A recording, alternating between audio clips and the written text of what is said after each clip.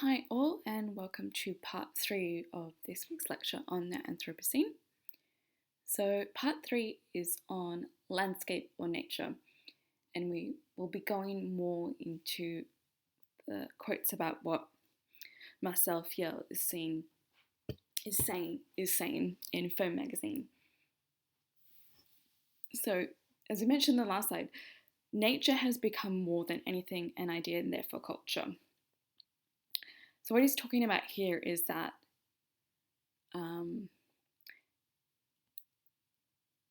nature, especially in this idea of the sublime, it's this idea of what we expect nature to be, but we've also impacted and changed what it is.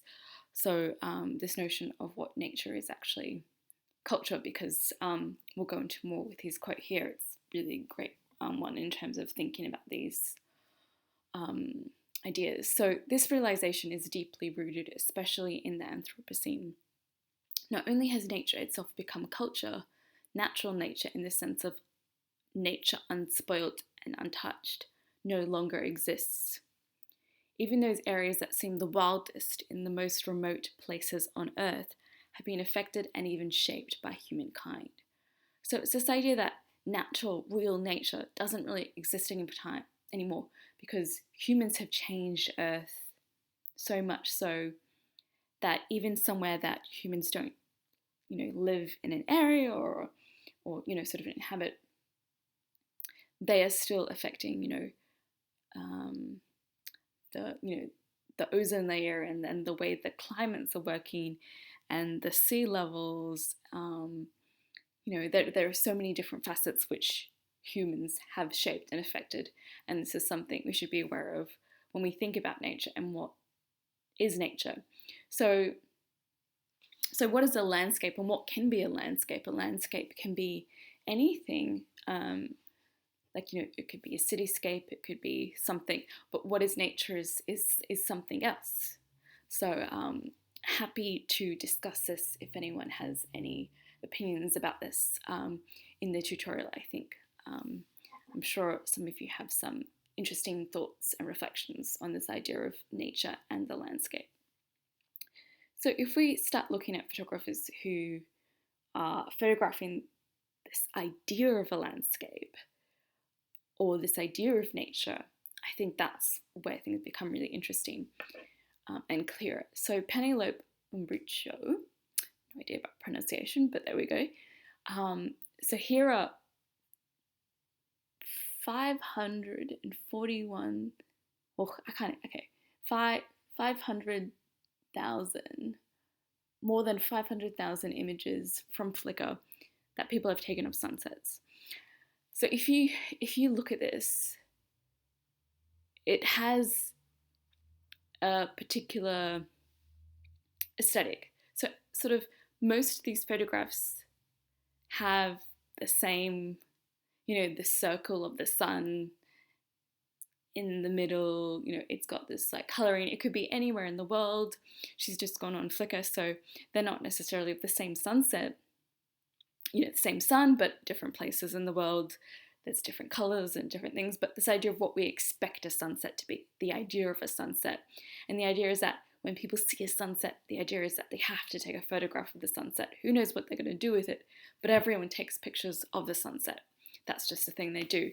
And she's really highlighted this by going on Flickr and finding all these images of a sunset and putting them together to show the ubiquity of this. So her project started in 2006, just searching the word sunset on Flickr, which I don't know if people use anymore, but it was a thing, very popular back in the day, not that long ago actually.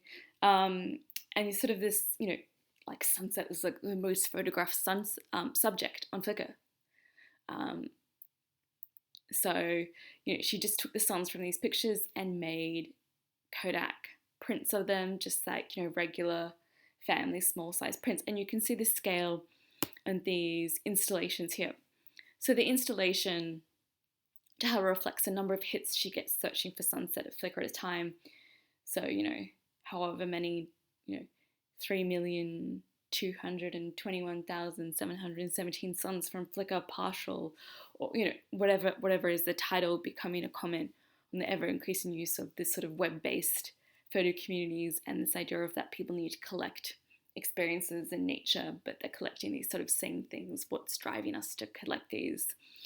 And the funny thing, she's finding that people want to take pictures in front of these sunsets, real or not real, or photographs of sunsets versus the real sunset. What is a real thing? It's a photograph of the real thing. So this idea of this notion of nature being an idea is very interesting in this regard, and our idea to this sort of impulse that everyone has to capture this moment of nature.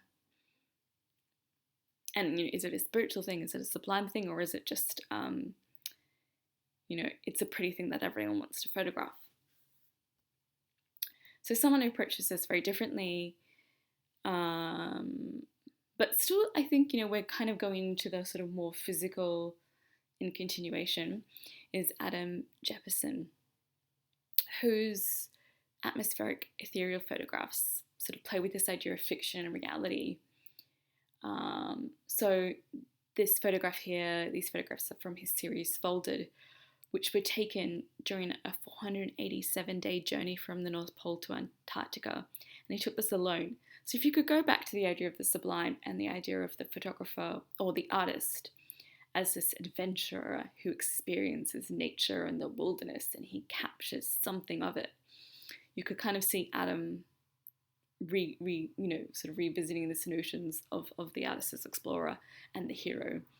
But you don't really, unless you hear the story behind the work, you might not think it, but it still is this sort of beautiful, mountainous images.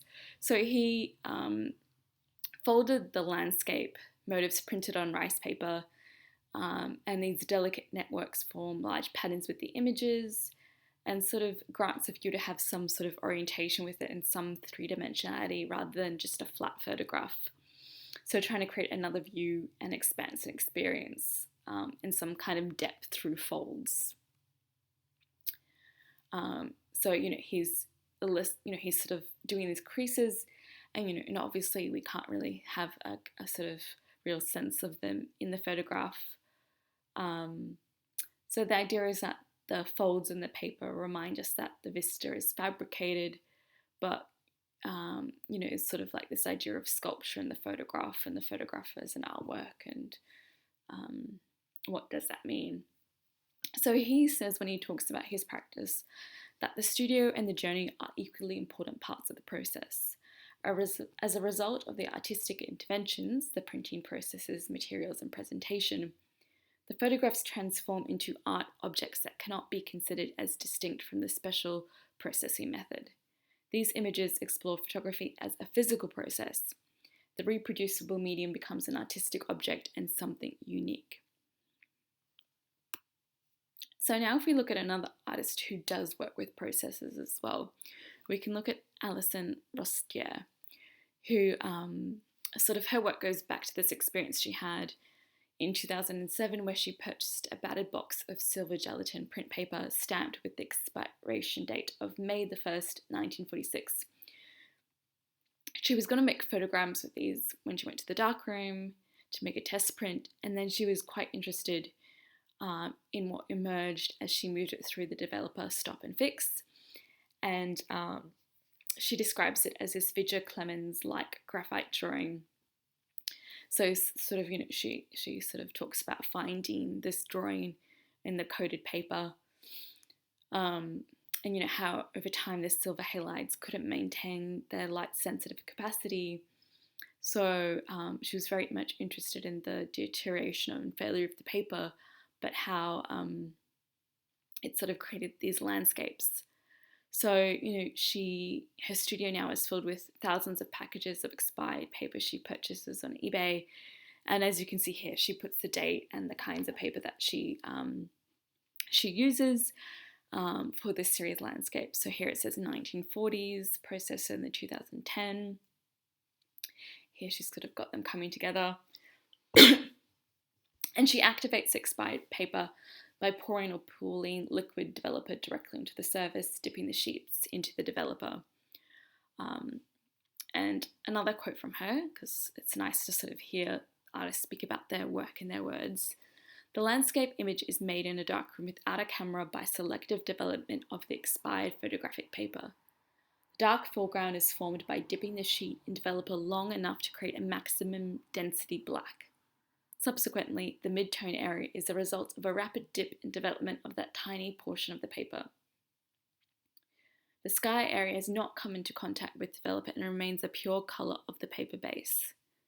The resulting image is the illusion of a landscape. So far, this is the only technique reminiscent of representation that I have found my work with expired photographic papers. So here's a very different to the previous ones here, much more sort of moody and murky. And that's because the paper's from 1926. But how interesting, right? Just through process, she's created something. And she's using papers that sort of she can source from, the last decade of the 19th century to the late 20th century. And sort of this idea about how time has changed and these accumulated changes make the imagery. So if you're interested, there is these further readings here. But I also just wanted to touch on, I'll just leave that up for a moment, but the PDF is up on the course content if you want to get these links and access them better. There is a PDF there already. So I thought we'd just touch on assignment 2, which we can talk more about in the tutorial. The reason I think process is very important, sorry about the cough, it's a key part of your assignment 2. You need to develop a task or a process for yourself. So it's the idea that, from the task in assignment 1, you're going to develop your own process, technique, or idea into a folio. So we can discuss this more in the tutes about how to do this, but I just thought I'd let you think on that before the tute starts and think about how these other artists have used the medium to communicate ideas or experiment and play with different processes within the medium. And if you have any questions, write them down so you don't forget, because we'd love to hear your thoughts, reflections, or questions very soon. Thank you very much.